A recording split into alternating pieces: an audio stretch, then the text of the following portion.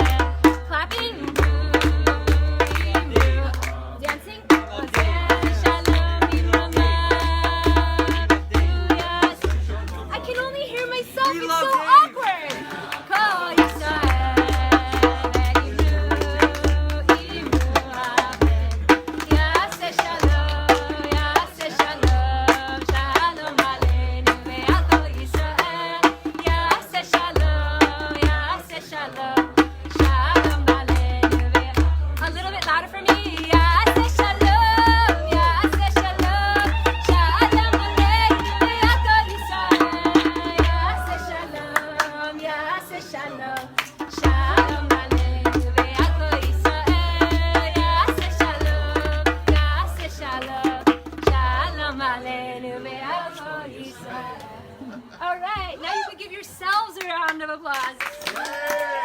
This seat is open. All right, so like I said, right, this is not laundry. I'm just going to show the Facebook world for a second. This is not laundry hanging at the beautiful Kashani Gudovich house.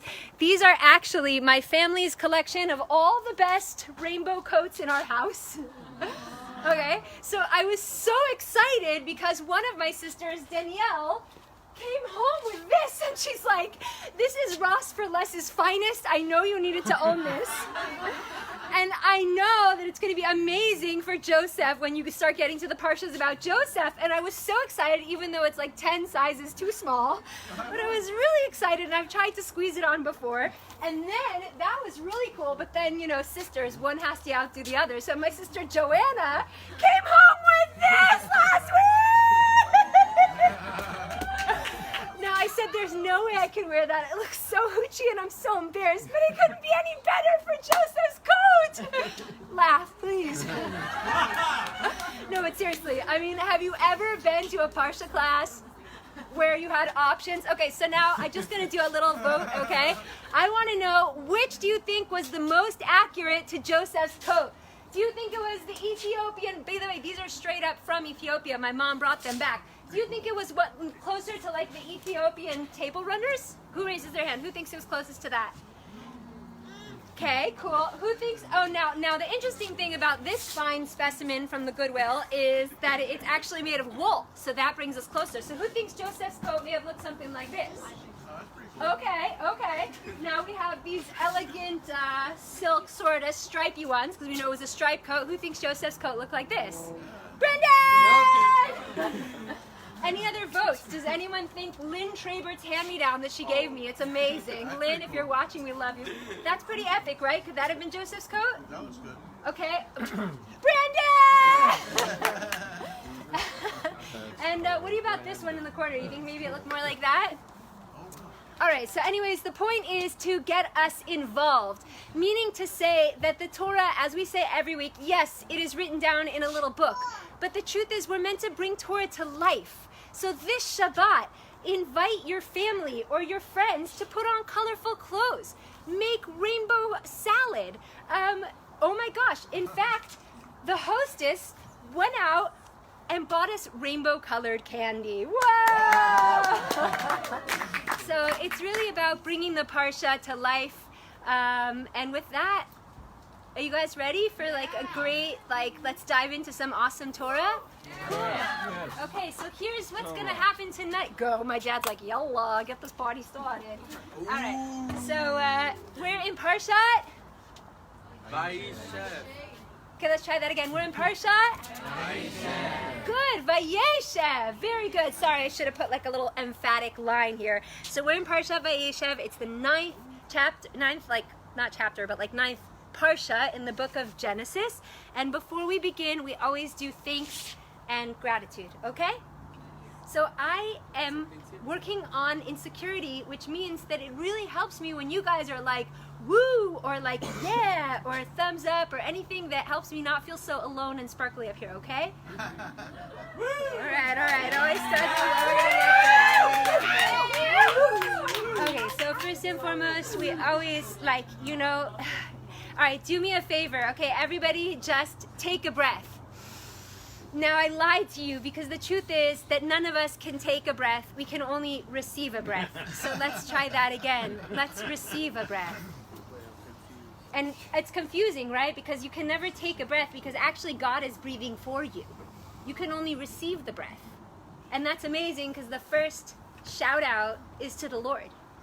That's my nephew Leo. Yeah!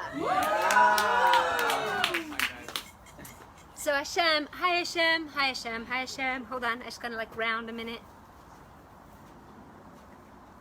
Hi Hashem, we really want Mashiach, and I would really love a blissed out world where we can just learn Torah and like celebrate together all the time. So Hashem, please help us start right here, right now, and take us all the way to the temple by the end of the class. Please Hashem, help me do this in humility. Please Hashem, help everybody take one thing into their heart from the shir that will help really make a difference in their lives and the lives of the family. Thank you, Hashem. Okay, our second thanks are to our hosts, the Kashani Gudovich family. Who it's like,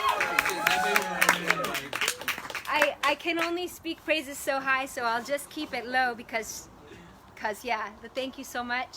It's like amazing. Thank you for making your house into a vessel for Torah. Our sponsors tonight, because we have like amazing sponsors. We always thank the Happy Minyan. It's an amazing minyan. I haven't been able to go lately, but if you can, it's rad. If you want a place to fit in on Saturday and like dance and just feel free, that's a great place to go. So thank you, Happy Minyan. Thank you, Barak Raviv always hooks us up. Nekemeyer always hooks us up. And this week is actually sponsored. It's a very cool story by a guy named Doron Yitzchak. And it's cool because everybody who sponsors gives like a dedication or a blessing, and his dedication for all of us was that we should all be able, or anyone in the world who's trying to do tshuva should be able to do the tshuva that they're trying to do. And this is so cool because he was trying to sponsor a few times and it didn't work out, and it worked out this week, and that's super cool because it's Parshat. Do you remember? Anyone remember? Nice. Vayeishev. And Vayeishev actually, well, I have the Hebrew written later. Vayeishev has the word shav in it, which is the root of the word tshuva. So actually this whole parsha really is about tshuva, about returning to ourselves and to our godly essence. So he gives us all that blessing, and I'll add on to that to send a blessing to Miriam Shprinza Sarah Yanta. Thank you, Anna and Rivka and Yaakov and all my friends who just like, I couldn't do this year without you guys always hooking me up, and Tamar.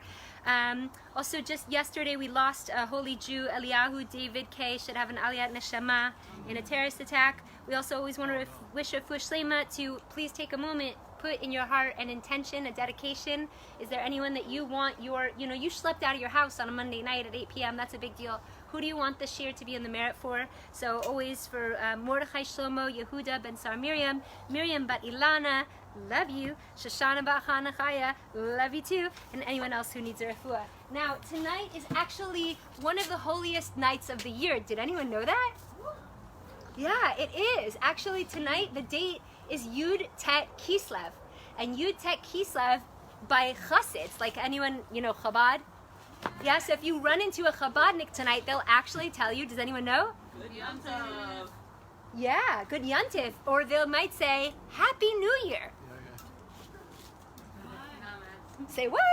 Happy New Year. So tonight's a very interesting night. Really, Hasidim, they go all night, they celebrate, they do a farbrengen, if you know what that is, because tonight was the night that the Alter Rebbe, the first rabbi in the generational lineage of Chabad Hasidut, was released from prison. Now I'll tell you a really cute, cool personal story about that. This is my father. Does everyone see his kippah? Okay, so I'll just display it. So I actually had the privilege of going to Russia and bringing back this kippah for my dad. It says Petersburg Synagogue, okay? So this synagogue in St. Petersburg is a stone's throw away from the prison where the Alter Rebbe was kept. Now I'll tell you why this is significant in a moment. There you go, Dad. You may have your St. Petersburg kippah back. I had to go all the way to St. Petersburg just to get him that kippah. Yeah, it was cool. So basically the idea, and why this is going to tie beautifully into the Parsha, is that the Alter Rebbe carried the torch of Chassidut. And I'll tell you what Chassidut is in a minute. But what's so powerful about that is that we have a tradition that Mashiach will come when the wellsprings of Chassidut are spread throughout the entire world. So actually, I don't know if you realize this, but this video is really seen all over the world. So we tonight have created the vessel for the light of Chassidut, which is mystical Jewish learning, to be spread throughout the world. So good news is we're getting really close to Mashiach. Is that cool? We like that? Yeah. So Happy New Year. Now, the reason I tell you this is not just so you have some random Chabad information in your head, but because it's a very powerful day spiritually. There's a lot of light in the world, and that light is the energy of you and I breaking free from anything we're imprisoned by. So tonight is a really good night, and tomorrow's a really good day to just one day put in that effort. Like for me, for example, I always admit this, it's very embarrassing. I go to sleep at night and I have my phone in my hand, and then I put my phone down, and again, the phone's in my hand. And this happens like 3 or 4 times every night. So tonight will be a really great night for me to put the phone down and to try to muster the discipline not to pick it back up. Or whatever it is that has you in a metaphorical jail tonight, and tomorrow is the day. If you put in a little bit of effort here, please God will help you like break free of anything you feel imprisoned by. So can everyone think of one thing that they might want to break free of? Maybe it's the way you speak to your partner. Maybe it's honking on the road. Maybe it's putting down the cigarette. I don't know what it is for you, but can everyone just please think of one thing in their heart or their mind that imprisons them?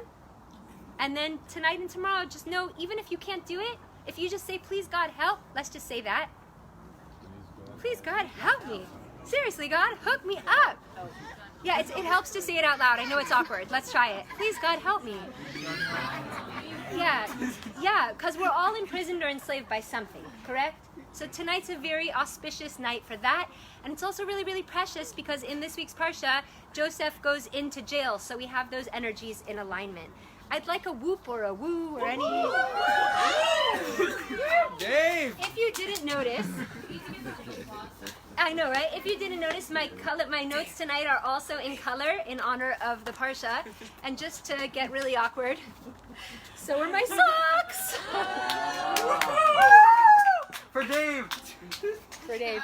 So are my nails. For Dave! So again, everything's for Dave! I'm not showing you this because I have a fetish of showing off my rainbow clothing. I'm showing you because these are ways to bring the Torah to life, right? Maybe you're a person who likes doing their nails. Maybe this week it's rainbow for Joseph. Just a wait, because this week, all week, I'm thinking about Joseph, right? Cool. So what is Chassidut really quick before we dive into the actual Parsha? Aaron. You won't walk around to your pizza. Oh, we hook you up? He wants pizza. I don't want pizza. How many slices? 3. He said 3. Yeah, Sarah! Alright, so just on one foot so you know what we're talking about, Chassidut is everything that we're going to talk about. If anyone in the back wants, there's like a ledge here. You could sit if you feel comfy. If not, you don't have to. Whatever, just so you know. There's grass. No one should have to stand if you don't want. So Chassidut is basically the juicy stuff. Right? Chassidut is the hidden mystical meanings, the mathematical equations that we find within the words, the infinite layers of meaning of every Torah you learn, all the stuff about souls and reincarnation. This is all broken down Kabbalah. Raise your hand if obviously some of us have heard of Kabbalah. We know what Kabbalah is, right? Jewish mysticism? Kinda, yeah. Kabbalah is Jewish mysticism, and Chassidut breaks that down for us. But that was just so you know where our energy is tonight. Okay, first and foremost, we begin with a summary. What happens in this week's Parsha? Oh my gosh, it's crazy. I left my Tanakh here. 1 second. Does anyone know what happens in the Parsha? Anyone? Dreams can come true. Look at me, babe, I'm with you. No, I got that. No one knows that song? Woo! Yeah. Yeah. And whatever you want. Whatever you want. Amazing. Okay, sweet. So we open Parshat Vayeishev. Does anyone know what we talked about last week? Anyone remember? Wrestling. Yeah, last week we had a wrestling match because Brother Yaakov over here, so we brought you back, right? All right, we have a few Yaakovs. Oh, Yaakov over here actually physically wrestled for us. It was really incredible. It was really incredible. The angel of Esav, they were in this whole fight, and the angel of Esav took this Yaakov and literally flipped his whole body over onto the floor. It was a spectacle to see. You can watch last week's Parsha. But anyways, Yaakov has to fight this brotherly energy because he's on his way to return home back to his parents with his entire family. Okay, hold on. I'm not sure everyone followed that. There's this patriarch, and his name is Yaakov. And how many wives does he have? 4. 4. And how many kids did we figure out he had? About 25. Yeah, or depending on how many twin sisters were hidden in there. And all of a sudden, he's coming back down to go back to his parents' house. Does anyone remember where his parents lived? Where? Hebron. Good. That's where his parents. Yeah, that's where they lived at the time. It was great. He comes down, and now what happens? He has a favorite son. Now, in our family, we always called him Ari. Joseph. Ari. My dad has 3 daughters and like a shining son, so we always made jokes that it's Joseph, right? But it's true. Jacob has a favorite son, and his name is Yosef. And the thing that we know about the favorite son is that he was given a what astounding coat of many colors. No one saw the musical? Yeah. What? Amazing color code. Yeah! That's right. It was red and yellow and green and purple and blue. And orange and black and azure and pink and purple and She's big. She's spitting colors. That's what's up. Go, Cindy. Okay, so he has this amazing coat, but there's a problem. What is the problem? His brothers. Did his brothers like? Come stand up with me for a second, Joe. This is my sister Joanna. Round of applause. Jojo. Okay, who has the better outfit? Jojo.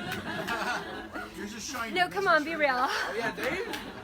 I have the better outfit. Yeah. No, but seriously, I'm like Dad's favorite.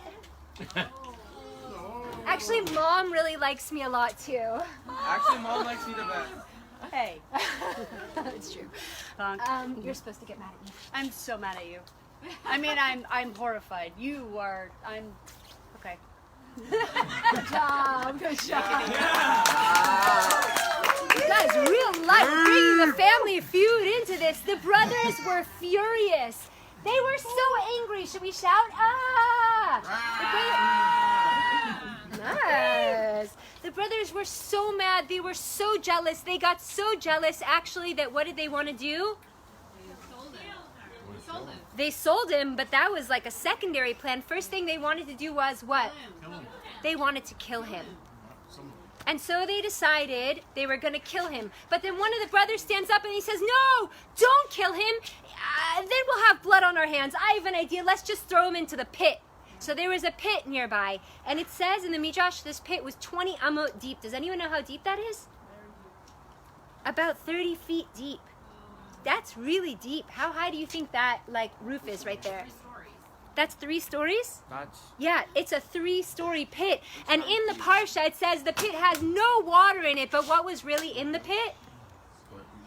Snakes and scorpions. So I've been teaching in the seminary system for the last decade, and every year what I make my students do is go to YouTube and look online pits of snakes. So I challenge you right now, please open your phone, go to YouTube and look up a pit of snakes. I'm totally serious. Please open your phones and look up a pit of snakes. If any of Go ahead. I am deathly afraid of snakes, but I still challenge you to do this because until you see that pit of snakes on your phone, you will not have enough compassion for Joseph. Why? Where's your phone? Yeah, it Where's was your phone? Open it up. You're scared? Really? Scorpions. Look up scorpions. In the Indiana Jones movie, the In second the Indiana Jones movie, that's true, and he's looking for the lost ark, which is a Jewish thing. Guys, can you look up a pit of snakes? Please look up a pit of snakes on your phone. For those of you that are watching online, I really encourage you to take a minute. She has a good pick. Oh God, I hear the noise. It's so creepy. Please look up pit of snakes. Did you look it up? What are you going to look up pit of snakes in Florida? Oh, Come on, bro. There's alligators. Is everyone looking up a pit of snakes? Guys in the back, you looking up a pit of snakes? You gotta look up a pit of snakes. How else are you gonna know what Joseph went through? Shalom, are you looking up a pit of snakes? There's Indiana Jones. Oh, God, that's awful. It's horrible, right? Is everyone doing it? I'm just gonna check. I have a pet snake. No.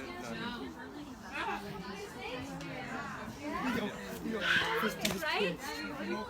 Now I have a question. Before this moment, when you look up a pit of snakes, have you ever had such deep compassion for Joseph? Have you, until this moment, did you ever really think about what it would be like to be thrown into a 30-foot pit with snakes? Did we already get a heart changer? Okay, great. Now you know what's amazing? This is so amazing. You see, animals, they don't have free will. Do you guys ever think about that? Animals don't have free will. So actually, one of the reasons that the brothers who wanted to protect Joseph knew that it was okay is because they knew that Joseph was actually righteous. And that if he was truly righteous, then the snakes wouldn't hurt him, because the snakes operate by whose will? God's only, which I thought is a very interesting Torah. It is interesting, isn't it? Dave! Dave! We love you, Dave. All right, so it turns out that the brothers decide that they don't want to leave him in there. Let's just sell him. They end up selling him. Joseph gets traded off a number of times. Okay, I actually brought incense because the caravan that he was traveling in, it was a spice caravan, which is a big blessing, but it's somewhere here. So now we have a very weird blip in the Bible, and I'll get back to it in a second, and then the story continues. And the rest of the story goes that Joseph ends up in which country?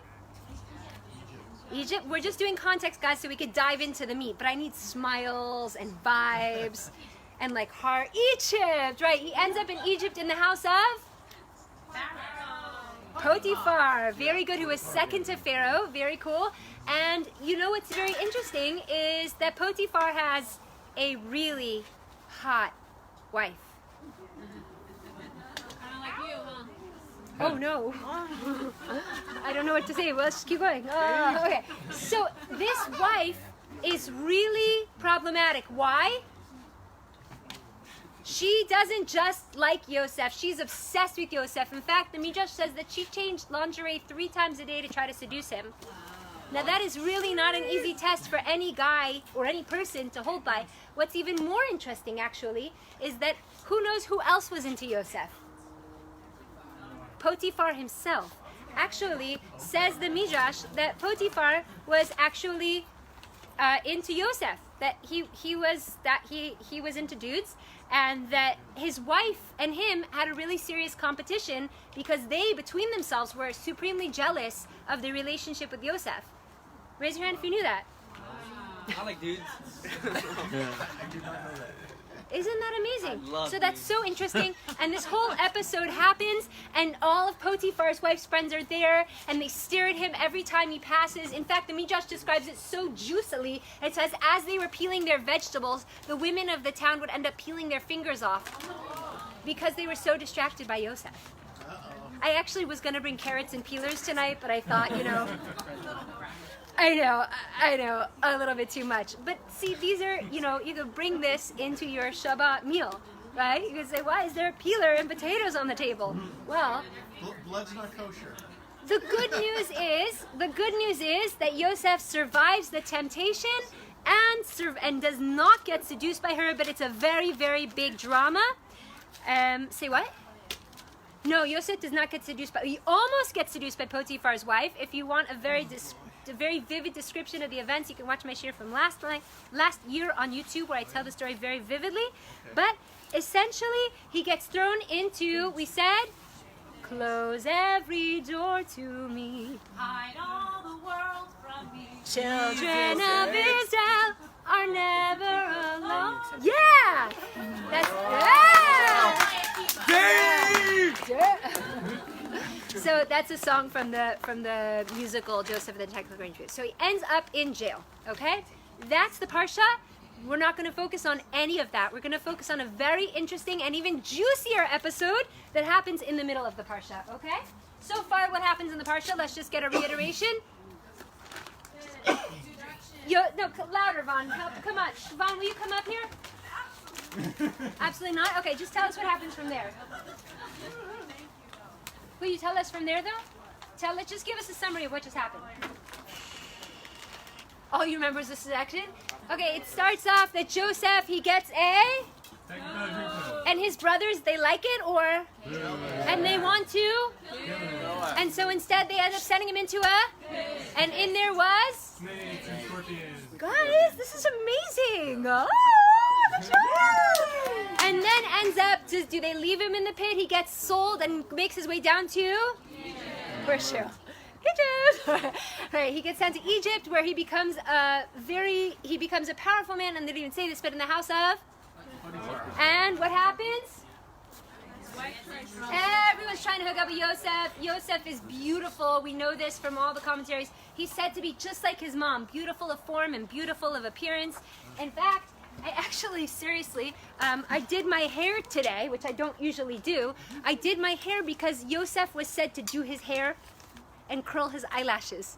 So, yeah, so I thought, okay, well, I gotta live out the Yosef vibe, right? I actually tried to make Leo wear eyeliner and makeup, but his mom vetoed it. I wanted to make... I vetoed it. Leo. Come on, man. Okay, so now we're gonna dive into the meat of the lesson, and to me, like everything we said, you could teach an entire hour of Torah on the pit, on the brothers, on jealousy, on why Yaakov had a favorite, on clothes and what clothes mean, on the essence of the clothes, on the sale, everything. This could be a 10-hour shiur. So here's what happens in the middle of the Parsha. Right after Yosef gets sold, we have a fascinating story of a man named, anyone know? Do we have any Judahs in the house? Yehudas? Yeah. Yes, sir. Oh, we do have a Yehuda, Leo Shai Yehuda. Shayehuda. Yeah. So this is the Parsha where we learn a very interesting story about his brother Judah. Now, just take a guess. 12 tribes, pretty righteous guys, yes or no? Yes, richest. Rich, handsome, righteous, yeah. Even though they tried to kill their brother, believe it or not, the sages say you're not allowed to say that this was a bad thing, that it was actually from a very good intention, and they were all totally righteous. That's for another shiur. Totally. They were all righteous, including Yosef. But listen to what happens. This is crazy. So, this is so crazy. Yehuda is really, really bummed that he didn't save Yosef. He feels so bad about it that he moves away from the brothers. And in the meantime, finds himself a wife and has 3 sons. Son number 1, his name is Er. And Er finds a gorgeous wife by the name of Tamar. We have Yehuda and Tamar in the family. Any other Tamars in the house? Oh, hello. Yeah, this is your Parsha. Tamar. Tamar. Right. Hello, Tamar's online. So Yehuda finds his son Er a wife named Tamar. But yet Tamar is so beautiful. By the way, we have a lot of beauty in this Parsha. She's so beautiful, and I'm sorry to get inappropriate, but like, this is Torah, so just... Er does not want to impregnate Tamar so that she won't get ugly. Oh, wow. I know, harsh, right? And so instead of the normal way of intercourse, that doesn't happen so that he'll never impregnate Tamar. Isn't this spicy? Did you ever know the Bible? Right, right. So it is crazy, and he gets punished for it. He gets killed. So now Tamar, so Yehuda's son dies. Tamar's without a husband. Now in biblical law, what happens when a brother dies? The other brother, it's called a levirate marriage, okay? So Yehuda marries son number 2. His name is Onan. Now Onan, not such a good guy either. He's like, seriously? You want me to hook up with Tamar? It's not even going to be for me. It's going to be for my brother's namesake. My brother's going to reincarnate into our kid, and what do I care? So he does the same thing. And when they're intimate, he makes it impossible to have a child. I think you understand what I'm saying. I'm trying to be modest while explaining the biblical story. And God's like, what are you thinking? Die. Son number 2 dies. So this is Judah's story. Sorry, Yehuda, you have a tough story. Did you ever know all this happens in the Bible? I had no clue. Seriously. Guys, this is the Sounds coolest like thing. my friend. My 16-year-old nephew brings all of his friends from public school to the shiur. Round of applause.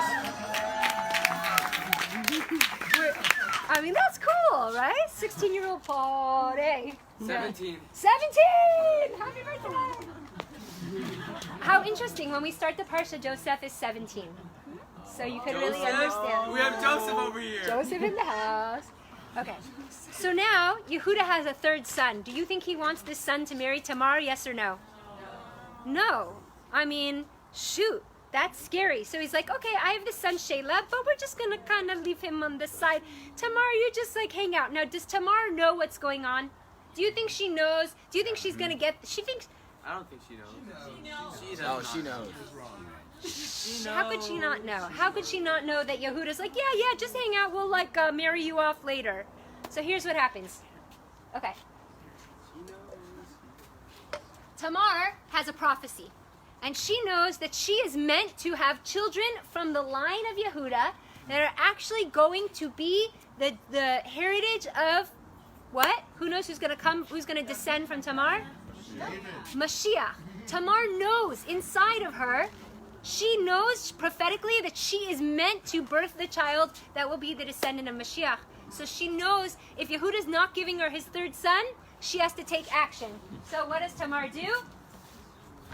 She takes a scarf. She goes to the side of the road. She covers herself up. And that's hitchhiking. Now I look kind of like a Russian doll. Okay, I'm gonna stop this. Here. Have a hoe scarf. Tamar puts herself on the side of the road as a prostitute. And Tamar says, well, Yehuda, if you're not going to make this happen, I am. And she goes home with Yehuda, her father-in-law. Oh. Now, Yehuda doesn't pick up on the fact that this is his daughter-in-law. And, well, 3 months later, the townspeople come to him, and you came for a really good first class. This is very juicy. 3 months later, the townspeople come to him, and they say, this Tamar, your daughter-in-law, who's supposed to be for your son, she's pregnant. She's a hoe! So what does Yehuda say? Well, we have a fire pit almost started in the corner. Burn her.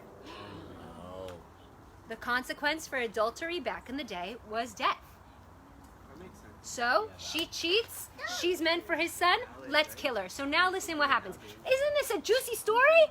And this happens right in the middle of the Yosef story. If we have time later, I'll tell you why. But wait till the lessons that come from this. Oh my God. You see what happens every week when I try to prepare the Parsha year? I study for like, I don't know, probably like 20 hours.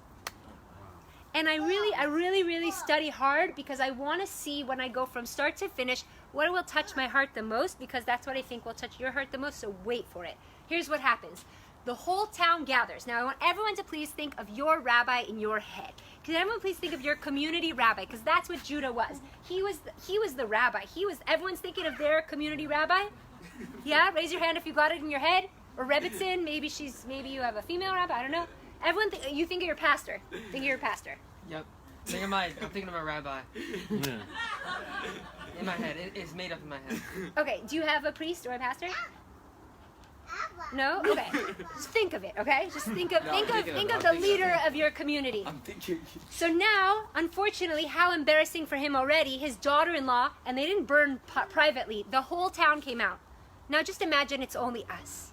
And he has to send his daughter-in-law to get tried to be burned. Now guess who is the judges?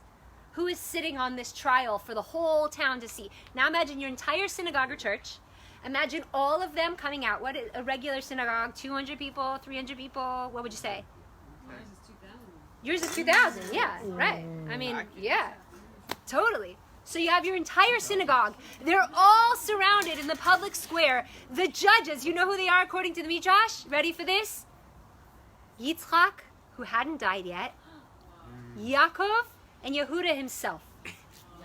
That's a serious set of judges. And they get out there to judge her, and she comes forward ready to be burned.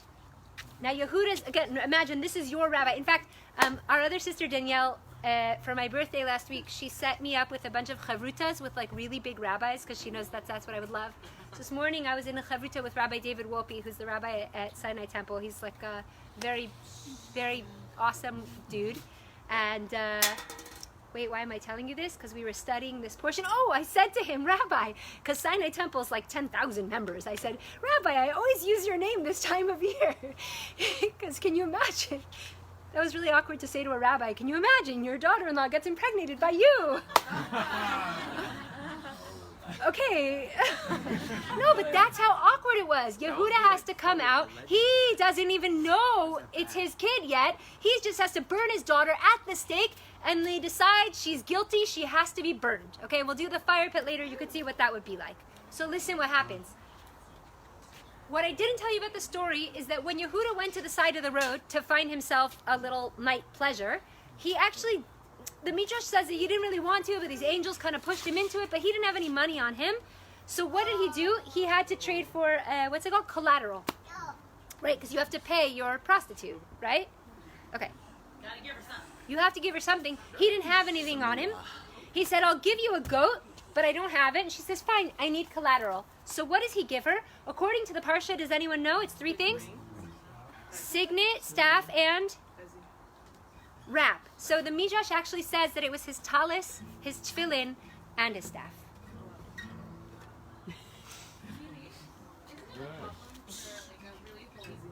Isn't it a problem for a really holy tzaddik to sleep with a prostitute? Okay, like step 1, yes, but like then to give his tefillin. No. And to give his tefillin as collateral? Seriously. Seriously. Yeah, you have an answer? You're allowed to sleep with a prostitute from a different, right? From a different city. I don't know that one. I don't know that one. No, that's what Ari told me. Oh, really? Yeah. Oh, all right.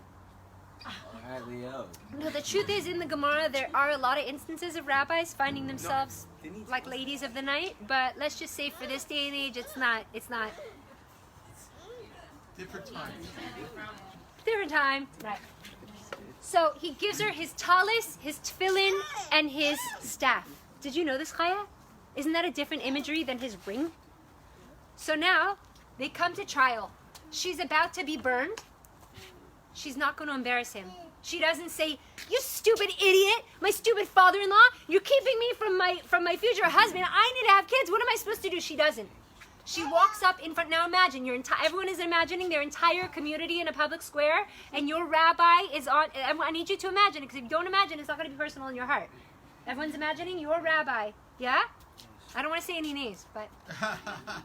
And she walks up to be burned, and she says to the man who owns these things, "This is to whom the baby belongs." Now Yehuda doesn't actually have to own it. He doesn't have to say anything. I mean, he's horrified for sure. He doesn't realize what happened. But you know what he says? That's exactly what he says. What? What? Say it again, please. Say it again, please. She is more holy than I. That's exactly what happens. And I'll tell you the modern day version of it. Ready? Here's our lesson. Let's all say this. Can you imagine your rabbi standing up in front of all of your... Oh, my sister's taking a picture of this. She's going to frame this and put this on my wall.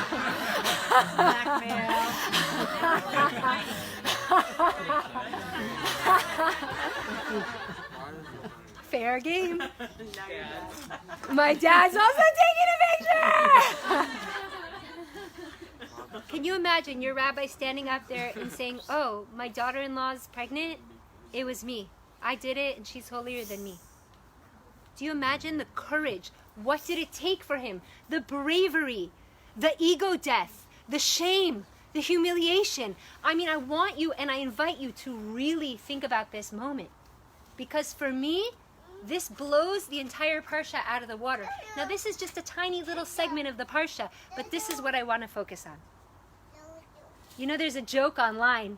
It's a very cute video. I saw it on Facebook, and it has this like classic music playing in the background, and it says, "These are the things that are hardest to say. I love you. I'm sorry. I was wrong. And Worcester sauce."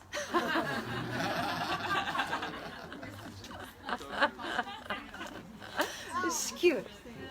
But I have a question. Who here, raise your hand if you're in partnership or if you live with your parents. Who's either in a partnership, they have a boyfriend, girlfriend, husband, or wife, or you live with your parents. So that's most of us. When's the last time you said this? I don't say that a lot. I don't say Hey, that a lot. I'm 16. I don't say that a lot. I am not strong. When's the last time you said this? Not very often. I said like 5 Now I minutes have a ago. question. Now for the rest of us, if you're not in partnership, if you don't live with your parents, the rest of us, I want you to raise your hand, please, if you said this in the last week. I want you to raise your, I got one hand in the back. Please raise your hand if you said this in the last month. I was wrong. We got 5 hands. Wow, this is a holy crowd. Bob, come on. I mean, I haven't, no, Yeah, he hasn't been wrong yet. I was wrong. I admit it. And I want to tell you what happened the moment that Yehuda did that. The moment Yehuda did that, he merited that Mashiach should come from him. The moment Yehuda said, I was wrong, I own it, it's my responsibility, I did this, I'll pay the consequences, I'll take care of it, he merited kingship. Wait. Yeah. Didn't she do this because she knew that Mashiach was going to come from this? So how did he merit it only after she did this? Because it took both of their efforts. It took her doing what was right, and it took the partnership of him having to face the consequences of his actions. So first thing I want to do is I want to give the host and hostess their host gifts, which is I bless you to always merit king and queenship. So that is for you.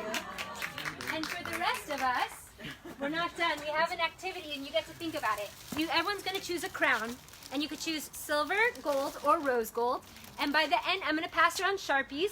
And by the end of this class, I'm going to invite all of us to figure out what action it would take, who we would have to say sorry to, what we would have to own from our past, or what we would have to clean up in order to merit that our lives are also a contribution to the coming of the Mashiach. Because when we stand up and we own up and we say, I'm sorry, that was wrong, I was wrong, we welcome in our royalty, our queenship, the archetype of king or queen in your life. You can only arrive there when you own your behavior. So I'm going to pass these out. Please, I invite everybody to take one. This is not just a cute art project. This is a meditation. I don't like giving shiurim where I just talk the whole time. I really want it to be about you and for you. So please, take and pass. Choose whatever color crown you want. If you prefer rose gold, it'll come around. And I'm also going to give out Sharpies so that you can think what word you want to write on your crown or what sentence. Take this home. Put it next to your bed. What will it take for you to step into your queen archetype or your king archetype? I already.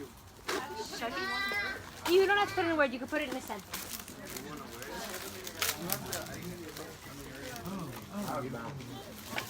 Now I want to tell you, you know what? I'll bring up something, a really good point. Aaron, Leo, Brando, this one's for you. So I was talking to my family about this today. Can I have one? I was talking to my family about this today, and my sister Danielle said, hey, Nili, make it relevant. I said, what do you mean? She's like, you don't know what's going on with the Lakers? I said, no, I don't really watch TV. She said, well, what about LeBron? Oh. Yeah, wrong. You like that? Yellow and purple with a shiny 6? I even looked it up. So apparently, and I can only talk about this because it's public news or else it would be gossip and that would be bad. Apparently, LeBron James, I guess, who's like the leading figure in NBA right now in the Lakers. Curry's better. Second best, okay. Apparently, of all time, apparently he got into a fight with one of the players, and the other player fought back, and it's a big mess. And my sister Danielle said to me, Nili, you know what we're all waiting for? My sister Danielle has a son, Leo, who loves the Lakers. She's like, we want a role model. We don't just want a basketball player who's going to knock someone in the face. We're all waiting for him to come forward and just say, what? Sorry. I was wrong. I'm He did. sorry. He said that. He did? He came Yeah. forth and said it? He told him after the game he asked for his phone number so that he could say he was sorry. Did you say the LeBron thing again? We all distracted by crown. Oh, yes. Yeah, I missed So apparently, right now, what happened recently is in a basketball game, LeBron knocked some guy in the face, and then some guy knocked him back. And the whole thing is that the whole world is waiting for them to be true role models and to really say, I'm sorry, I was wrong. Now, I want to tell you why this is so profound. Because actually, why is it, and I called a few rabbis today, and I said, why is it that this is the theme that gives Yehuda the ability to birth Mashiach. Are you guys with me? Yeah.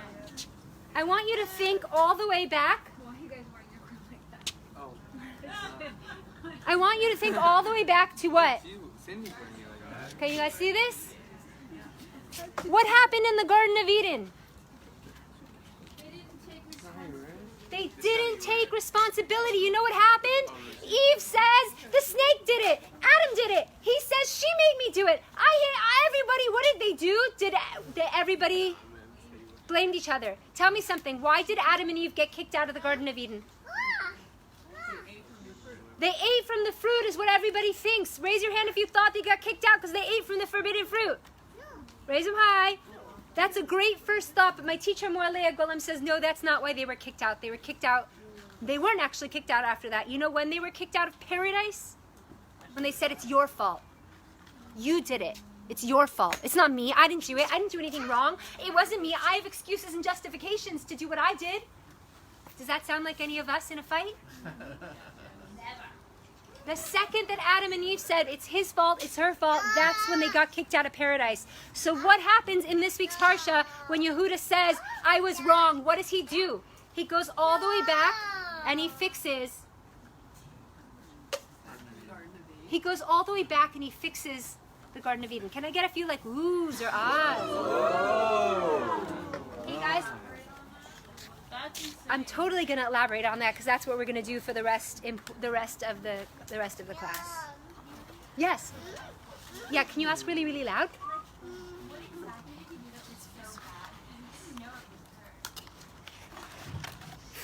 What Yehuda did that was, so the question is, what did Yehuda actually do that was so bad? So what Yehuda did that was so bad is that he kept her in his house widowed with no hope of a future husband. And then, yeah, he went out to sleep with a prostitute, which is not exactly something we recommend for our sages, but...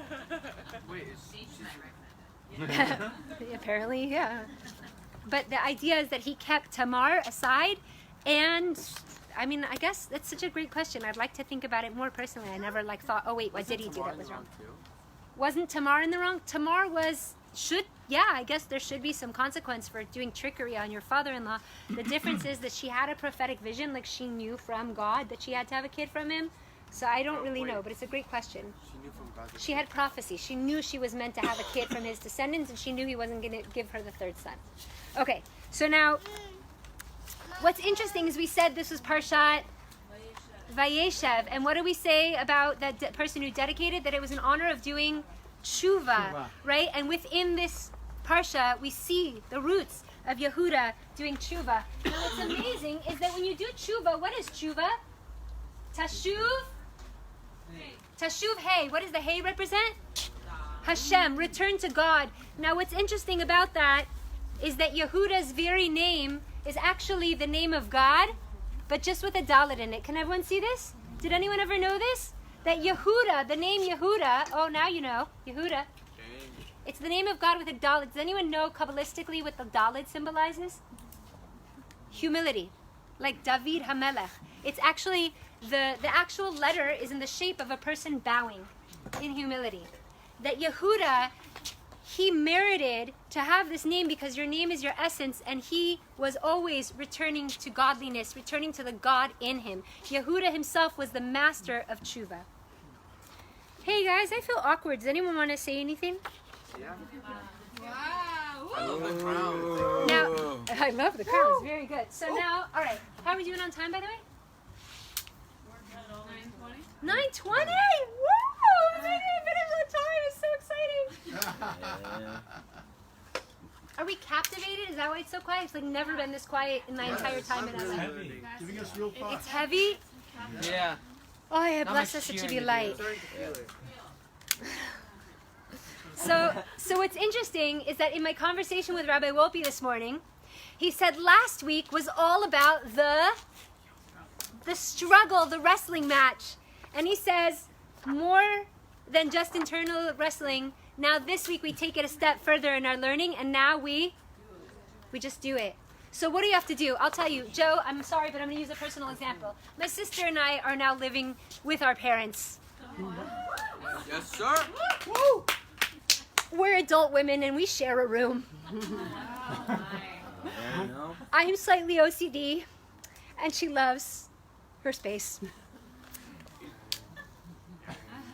I have to admit, I haven't been my finest self. And the other day I was nasty. I was really nasty. And then we were in the kitchen and it was kind of awkward. And I knew that I had 1 second where my Yetzer Hara was going to let me off the hook. And if I didn't seize it, I wasn't going to say sorry. And we got in the kitchen and she's putting stuff in the fridge and I'm loading the dishwasher. I'm like, I'm sorry, Joanna. Because this week is when you stop the internal struggle and you take action. And that meant that you got to seize that moment. You got to seize the moment in the fight and stop and come forward and say I was wrong. Because I was wrong. I wasn't cool to speak like that. But if you don't seize the moment, it goes. They say that the Yetzer Hara gives you 3 seconds. Like in the morning when you want to get out of bed, 1, 2, 3. If you're not out, you're in bed for another 10 minutes. Snooze, snooze, snooze. You got 3 seconds to beat your Yetzer Hara. And I knew the second I was like, Nili, just apologize, but sorry. I had to, because if I didn't, that moment would have run away from me. This is what we're called to do this week, is to just do it.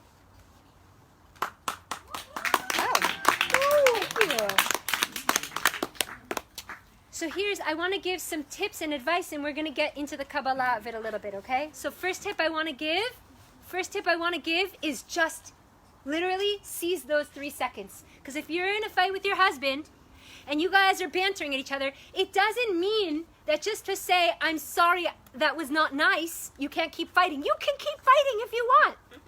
But if you say to him, gosh, I can't believe you did that, you're so rude. And if he says, that's mean, you could say, you're right, I'm sorry, and you could still keep fighting. You can.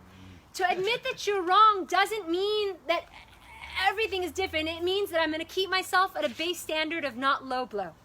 We could still have a disagreement, you and I. But it doesn't mean that I can go low. And if I go low, like Yehuda, what do you say? I was wrong. I'm sorry. That was wrong.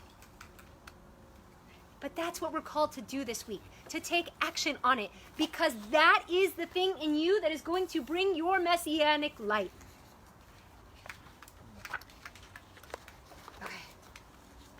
How are we doing, guys? Great. Now I want to tell you something even deeper. So Tamar does get pregnant. She ends up having twins. Does anyone know what their names are? Lila? Lila, that's cute. I like that. So one of them, his name is Peretz. That's why oftentimes when we're singing songs or in Kabbalat Shabbat, we say Mashiach ben Partzi. Does anyone know what the word Peretz means? Mashiach ben Partzi. Bird. Parsi, right. It sounds like Parsi. I thought it out that. Can everyone read what this says? Peretz means to break through. What do you have to break through? What do you have to break through to say I was wrong? Your ego.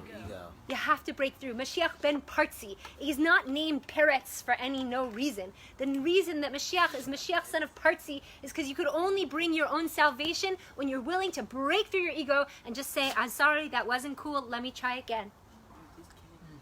That's when you bring your own redemption. Because what happens when you don't say you're sorry? What happens when you don't say you are wrong? Do you get closer or farther? Farther. It's very simple. Think about a relationship in your life when you didn't say you were sorry or I was wrong. You get farther. What happens when you say it? Could we be in connection again after that moment, that one moment where it was really spastic. I was like, I'm sorry, Joanna. It was like really, it was spazzy, right? It wasn't spazzy? Well, you're just really nice. It was spazzy, but you know what? I broke through my ego. And I said, it's better that I treat her right than I'm right. My teacher, Leah, always says, you might be right, but does Mashiach want to hang out with you? Seriously, maybe I was right. Who knows? Maybe I was right. Probably not. Maybe I was right. But if I'm nasty, does Mashiach want to hang out with me? No. This week we're called upon to be our inner Yehuda, to be Mashiach ben Partzi, to break through our ego and have the courage and the fortitude and the inner strength to say I was wrong. And that's really cool too, because this week we're called upon to be like Yehuda, and Yehuda comes from the word hod. Hod means to acknowledge, to admit, and to thank. And for those of us that celebrate Thanksgiving, it's interesting that we actually are living in the times. We're in the week of Hod, of Yehuda, of trying to act like Yehuda, and here we are trying to give Thanksgiving, which is cute, right? And turkey is hodu, right? So it's really the week of Yehuda. Ha ha ha! Oh, it's not awkward to stand up here in a sparkly dress for an hour. I wouldn't appreciate any audience feedback or anything. So you're telling me that the theme that goes from the very first story in the Bible of when we got kicked out of paradise, that Yehuda merits kingship when he owns up and says, I did it, and that this is the final tikkun to bring Mashiach, you're telling me that owning up is the actual central theme of our entire lives? So now I want to know why, guys. Why? Now this is where you start participating. Why is it that owning up and taking responsibility and saying I'm sorry and I was wrong is the foundation of everything in that which will bring Mashiach? It's godly. Why? What does it do? Think about your personal relationships. What does it do? When LeBron says, I'm sorry, I was wrong, what does it do? It boosts his ego. It strengthens. It brings you closer. It's the attribute of mercy, which is the most. It's the attribute of mercy, which is exactly what Hashem wants us to emulate of His. What else? Very good. Thank you. I would like to bring up some ideas. So I asked my family and friends today, what happens when you own up and what happens when you don't? And again, all of us can imagine the scenario. So we realized it ushers in communication, connection, which is really the ikar of everything, care, truth, being real, being righteous, trust, and compassion. Now, if you know that the person you're fighting with said something wrong and did something wrong, and they won't admit it, what do you feel towards them? Hate. Hate, frustration, resentment. Now, let's say they did the exact same thing, but they said sorry. What do you feel towards them? Still hate. You feel more at peace. No, but seriously, let's say you guys got into a tiff and Millie says, I'm sorry. What do you do next? Hug me. Exactly. No, I don't. Oh, Leo. I know Sim guys. No, but like, So what if you commit adultery, like cheat, and then you say sorry? That's true. That doesn't help at all. That's a great. It probably helps a little bit, but yeah, No, you it probably have some doesn't. problems to deal with. Yeah, good point. It's a good point. This is a complicated life. So I was I called another rabbi just to like kind of mull over the thoughts in my head. Rabbi Shammai Siskind, he should be blessed. And he says that Carl Jung says something very interesting. He says that consciousness exists in the space between two people. Let me repeat that. Consciousness exists in the space between two people. But that space is only created when I clear the mess of what I've done. At that point, I could have consciousness. That essentially our ability in the world depends on that interaction. In other words, owning up allows for growth, relationship, and love. And what is the point of this entire existence? Love and connection, right? That's everything. And so this week, Yehuda tells us, stop wrestling with it, just do it. Just do it. I want to end with a teaching from Rabbi Nachman.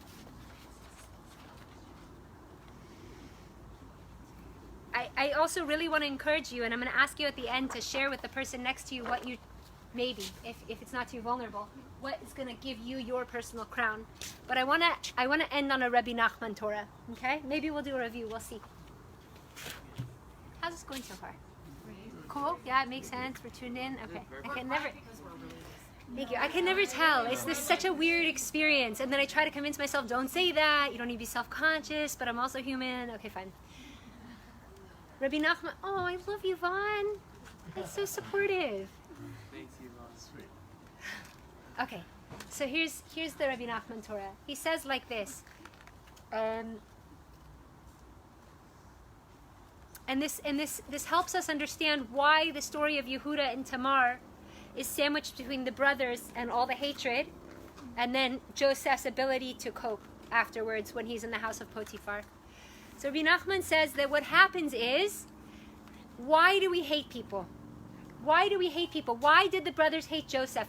Why do we hate? Jealousy. So jealousy is interesting, but he says something way simpler, and I learned this out from Reb Shlomo Karlibach from Rabbi Nachman. he says that we hate people, and this goes all the way back to the Garden of Eden. It will take us all the way to the day that Mashiach comes. Please God, let it be tonight.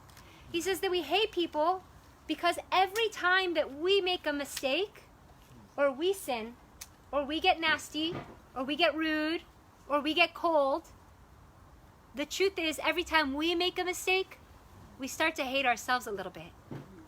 But we have so much ego that we can't hate ourselves. I have to hate you instead. And so the real reason that people hate each other is because we ourselves have committed sins and been not cool and been unkind. And because we can't bear to hate ourselves, we start to hate other people. And so the idea here is that if we then start to own up and clean up our sins, we stop hating ourselves, and then we can stop hating others. And this is why it says, actually, that later, next week, Joseph is able to forgive the brothers because he didn't sin with Potiphar's wife.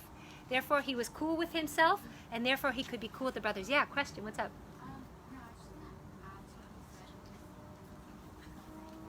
Can I pause you 2 seconds? Is that whoa? Whoa. That's whoa. That's whoa. When I heard that Torah for the first time, I was like, that's whoa. That's, yeah. Wait, hold on 1 second. Yeah? Can you just talk really, really loud? It's the same thing that you said, but in like kind of a more modern context. It's kind of like you don't want to like sympathize that you don't have to experience anger or like jealousy or any kind of emotion, stuff like that emotion, reaction, on feelings like shame or feeling So, can you just like, can someone in a loud voice re-shout that? Because I want to show you something that I can get to. anger and other negative emotions are expressions of something underneath, usually shame or something that cannot be. Exactly. And what's amazing about what you said, one time soon we're going to do a intro to Kabbalah class. These are the Kabbalistic Sfirot, okay? If you could see it, whatever. If you want to come check it out later, that's cool too. What's amazing is that the top divine energy sphere is called Keter. That's our crown, okay? The lowest sphere is called Malchut. That's our ability to be regal. And actually, our ability to be regal, like King David or like Yehuda, comes from it is in direct proportion to what? Our humility. When you really get your crown in this life as the queen or the king that everyone in this room or outside is the more humble we're willing to be, the more often we're willing to say, I'm sorry, I was wrong. That's when we get our true crown. Because, how do I say this simply? The internal aspect of the Kabbalistic energy channel called Malchut, kingship, is humility, shiflut. So that really comes from a place of shame. And that even though we've talked about shame being something that we want to bust out of and normalize, it's also that thing that humbles us. And that thing that humbles us is the thing that gives us our Malchut. I'm sorry for those who can't see. It's a really cool chart. You could come check it out later. And when we go into our energy of kingship and queenship, that is when we merit our crown. So just a quick review tonight of what we learned. Can I just pass this to you for a sec? Quick tonight of what we learned. We're in Parshat Vayeishev. Nice. And it is about Joseph. Oh, and this week you can do rainbow things. You could bust out your rainbow socks. You could do rainbow nails. You could get rainbow candy from Munchies and give it out to your guests. You could really get into the quote and the conversation about jealousy. Then we learned that in the middle of the story, when the brothers sell Joseph, there's this weird story of Tamar and... Hey, Yehuda, pay attention. Yehuda and Tamar. And this whole story, how Tamar covers herself up and says... Come and get it, baby. Come and get it, baby. And then she gets pregnant. And it's twins, so she's really showing at 3 months. And Yehuda says, take her out and... Burn her. She's a witch! Burn her! As a Salem, I can say that confidently. That's my last name. Get it? Okay. Thank you. Okay, and then what happens? She shows up and she says to the man who these belong, these are his child. What did she have of his according to the Midrash?